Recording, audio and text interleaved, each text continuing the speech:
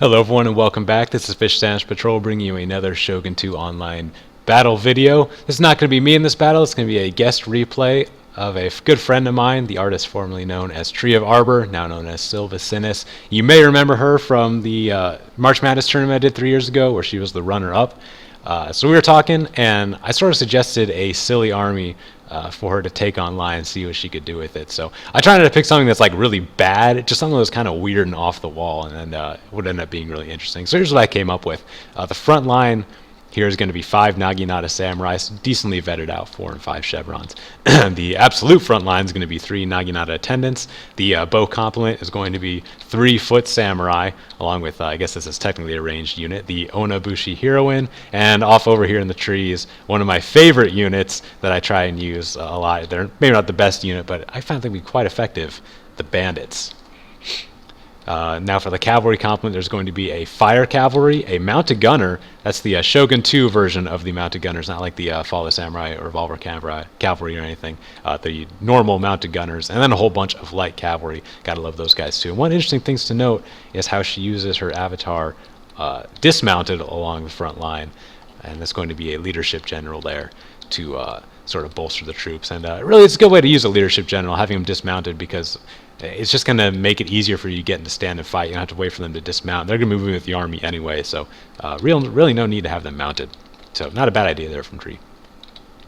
Now over here, the opponent, we got black and green. It's going to be a somewhat typical rush army. A lot of swords, a bunch of katana samurai, a couple nodachis here in the back, a yari samurai or two that's hidden in the trees right now, and just one bow unit with the bow samurai. The general actually is a missile samurai, or a missile general as well, so that's kind of interesting. And as you'll see in just a moment, he also has a fire rocket complement here in the trees. That's going to be very scary with all the cavalry that Tree of Arbor has. But luckily, it's going to be a very not really a big problem actually with the fire rockets, because Tree has so many cavalry units that the fire rockets having only 8 shots may not be able to do that much damage to them at all. So not the worst thing in the world.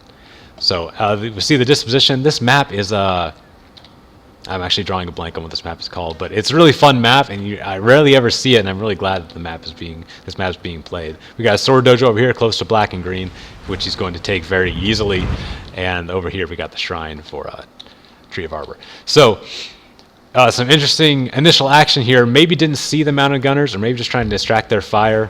The fire rockets. Are going to be shooting into the mounted gunners. Not doing that much damage though, only killing about 33 of them. And they're going to get a volley off as well and kill 38. So kind of surprising how many kills the mounted gunners actually managed to get on that initial volley. And that's going to be a volley sort of wasted from the fire rockets. Not a whole lot of damage done. You really want to save those to do the big damage. Got the bandits moving on position now to skirmish away the fire rockets. Good choice there from Tree of Arbor. And the foot samurai and the rest of his army is going to be put into position.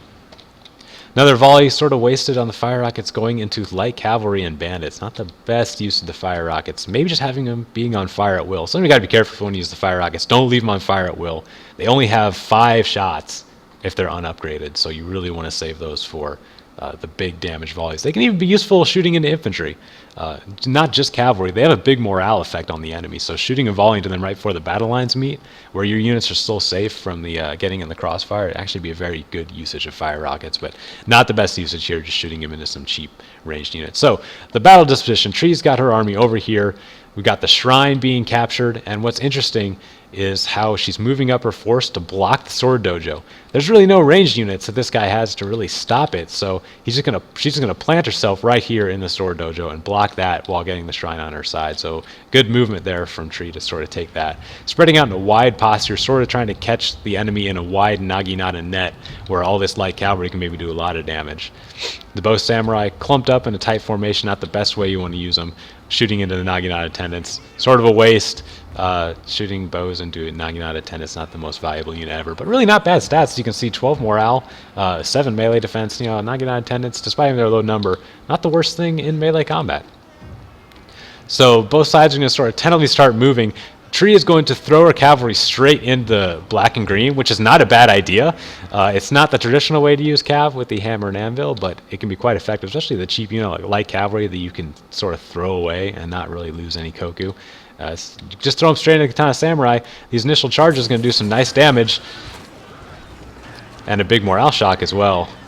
Down, look at that, 30 killed, and they're already in red morale right away. So that means that the Naginatas can follow up and just sort of try to clump up black and green and get them nice and compact so that light cavalry can do some damage, which is what's good about light cavalry too. You can throw them in there for that initial charge, get a good morale shock, and then still have a whole bunch in reserve.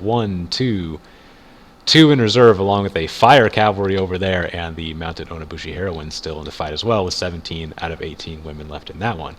Bandits doing a good job and being a very good distraction too, as Black and Green's going to send his Yari Samurai into the Bandits, try and take them off the field. But unfortunately for Black and Green, he's going to be kind of a sitting duck and has no spears outside of this one Yari Samurai. So if you think about it, this is a really bad move here by Black and Green, because he needs this Yari Samurai to guard his rear against the cavalry attacks, but throwing him away into the Bandits not really going to help.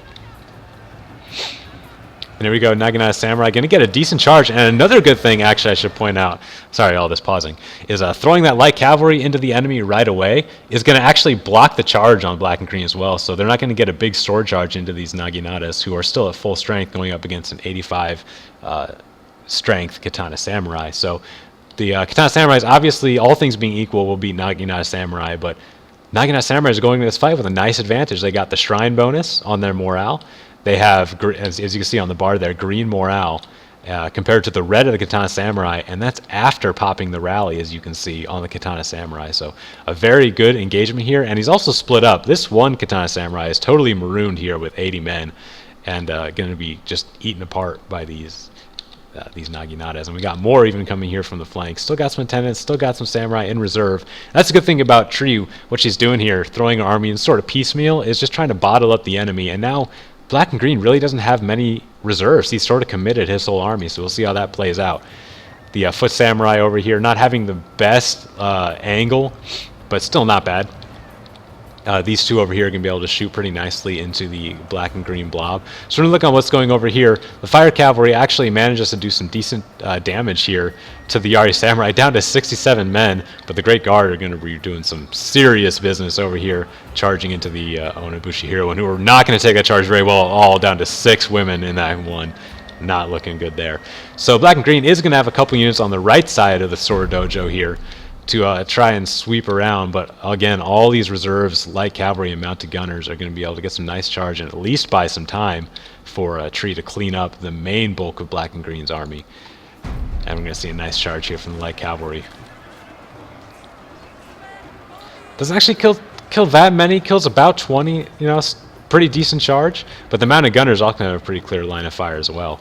We see a lot of wavering here, and those from the black and green, and those units on Tree's side are going to get some serious help from the Shrine and the Leadership General. Like I said earlier, the Leadership General being dismounted, it's very easy to just switch up into to stand and fight. And yeah, getting serious bonuses to this. Look at that. Nagina Samurai, 14 attack, 15 defense, and 16 morale, along with 10 armor. Yikes. Really hard to break through that wall, and Tree's going to get a big advantage here going on. Now, it's interesting to note with the enemy general here with black and green staying way out of the fight, unfortunately. That general raise can be really helpful here and is going to lose the bulk of his army, and the missile general is just sort of sitting back and skirmishing. Kind of interesting choice here to bring a missile general into a big sword heavy army, but kind of interesting. What he's going to end up doing is shooting his general's missile units into Tree's general, which is an interesting way to use a bow general, to just put pressure on that general. I'm actually going to do a lot of damage coming down the line, but we see some wavering and actually some routing here on Tree's side. So these katanas are actually going to end up doing some pretty decent damage here, but in the end it's not going to be enough to break through the solid wall of Naginatas, along with the extra morale bonus. Tree just doing very well with this army and bottling up black and green. See, this army that broke through on the right actually pretty much entirely broke through Tree's army.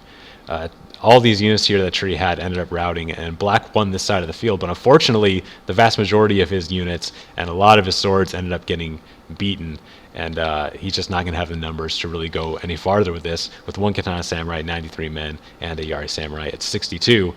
Meanwhile, we still got plenty of Nagina Samurai 2 units over here at 74 and 69 men. And then this one's still at 95, so still good numbers here from Tree. I think one of them, maybe 2 have routed, but still 3 in decent shape. And again, the Nagina Samurai and the Foot Samurai have pretty decent stats. We'll actually look at the Foot Samurai here. 14 morale, 10 attack, and 7 defense.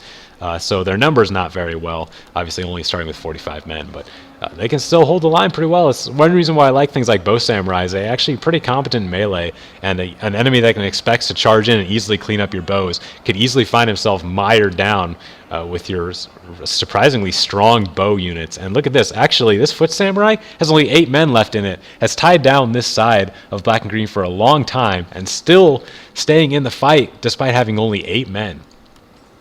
So the foot samurai doing a very good job of just buying time. That's what those good melee-heavy missile units can do for you. Just buy you a lot of time, which the leadership general and really tanky Naginata samurai can end up being very good for you. So Tree's gonna end up cleaning up here. The bandits have returned to the fight, finding their mettle again, and black and green's just way too spread out. His general radius not going to be able to affect his whole army like Tree does, using his interior lines pretty well here in the end of the battle to keep his general radius on his men and keeping very good order, still green morale on most of these units, and can clean up the last of black and green's army. So a very good battle here, I thought, by Tree. She did a very good job with this really weird army, but I think there's actually something to this army, and not the worst thing ever. Got some good stats to play with and maybe trick your enemy into thinking that your army is weaker than it is. And then they run into that tanky Naginata line, and suddenly you have all these mobile strike units coming in from all over the place. And it ends up being a pretty fun battle here for Tree. So very well played from her. And thanks for watching, everybody, and good luck on the battlefield.